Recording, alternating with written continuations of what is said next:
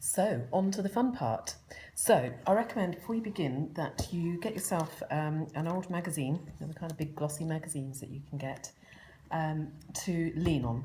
It's going to support your table, and if you've got any, like I have on my table, lumps and bumps underneath, it eliminates those bumps which would pick up in your painting. So go with me on this and it will make sense as we continue along. Now, a paper, as I said, for beginners I recommend starting on an A6 size, and there's a reason for that, and that's because it fits across the width of that iron really quite nicely. It's a really good sort of introduction starting point for when you're just first beginning. Once you kind of get competent at these skills, then of course move on up to larger sizes, but it's a really good starting point for beginners. So I'm going to go with, I've chosen a pastel-y blue colour, one of my sort of favourite colours. And what you're going to do is you're going to hold the iron completely upside down. So you want this hot plate to be totally flat.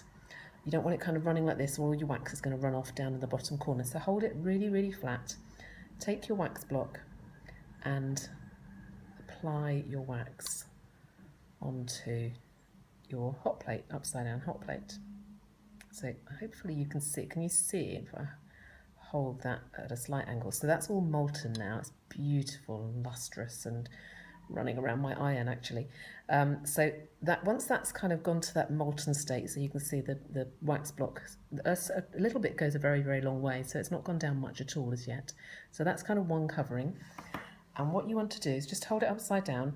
I normally try and keep the wax pretty much on the inside of this reservoir. The reason being, otherwise what it's going to do is it's going to run just straight down in here, and it collects all in around the edges, and it's a waste of your wax, and B, it can make a real mess on your paintings further down the line. So I try and keep it just inside. Obviously it's run up here a little bit as I've turned the camera towards you, but just try and keep that wax just a few mil just inside the outer edge of the iron.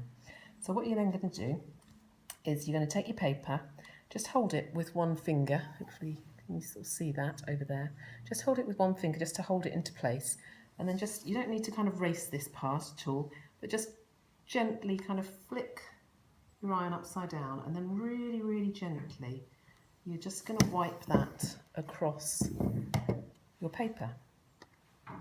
So can you see it's really quite molten at the moment, it's quite shiny. And going, but if you keep watching, what you'll see is it's going quite matte. It's changing from that really shiny, shiny colour, and it's going quite matte now.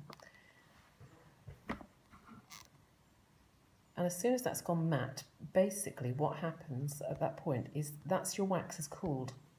And it's completely cool, well, it's not completely cool, but it's cooled enough not to be running and racing down your paper. So you see there's nothing on my fingers here.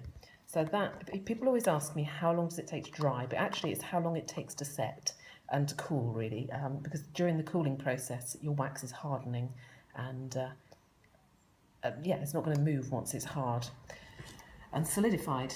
So once you've got a basic covering, it doesn't matter that you haven't got it right the way up to the edges, we can manipulate that afterwards. But once you've got it, a fairly good covering, that's where you can start to have some fun with some different colours. So you can wiggle your iron from side to side.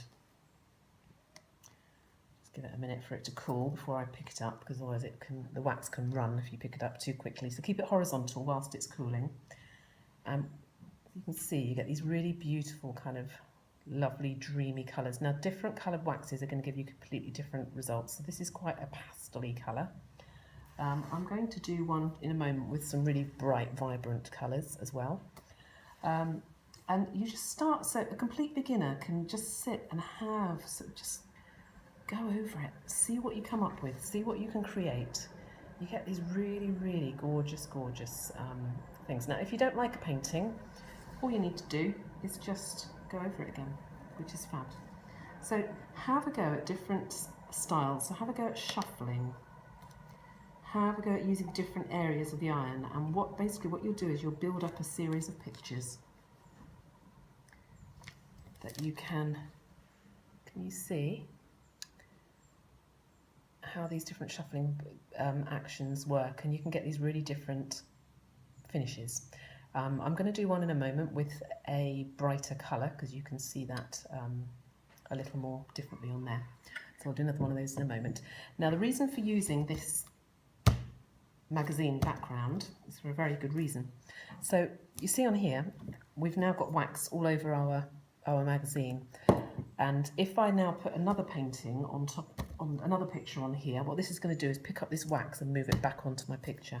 So to keep a really nice, clean palette to work with, you just tear off your piece of paper, get rid of that one, and pop it down in the bin beside you. So that's kind of how a very, very basic, very quick overview of how to apply wax. Now, people always ask as well, how do I clean my iron? So currently I've got this remaining wax sitting on my iron here.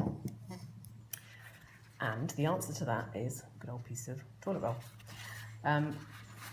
All you're going to do is take your iron, take some paper or, paper wipes or kitchen towel, anything like that, and all you're going to do is just simply wipe it off.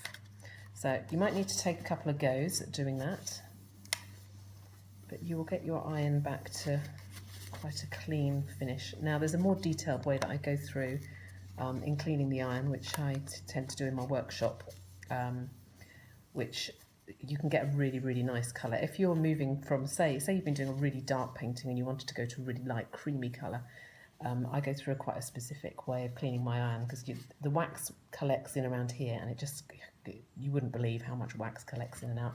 But for a beginner just starting out, that's quite sufficient for cleaning your iron and moving on to your next colour.